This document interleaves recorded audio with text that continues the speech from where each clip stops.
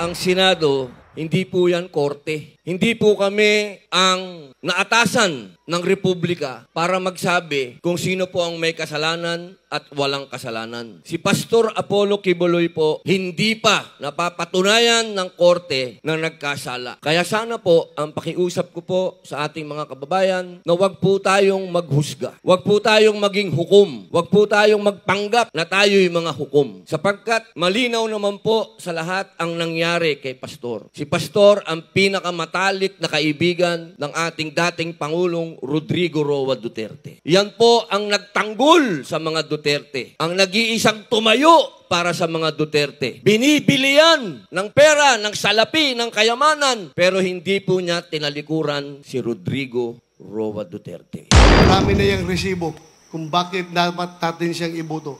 Sila ba meron tigapagdasal? Ha! Wala sila niyan! Ako meron. Sino nagdarasal para sa amin at para sa sambayan ng Pilipino? Sino? Pastor Apollo?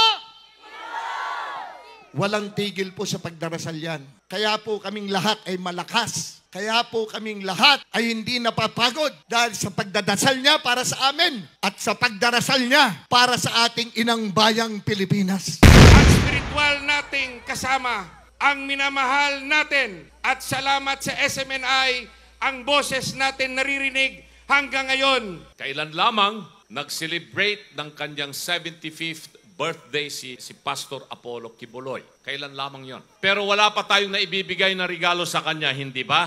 Pwede ko bang hilingin sa inyo na bilang regalo ni Pastor Apollo Quiboloy ay huwag natin siyang kalilimutan sa Mayo 12 at isama po ninyo sa pagboto po ninyo si Pastor Apollo Quiboloy.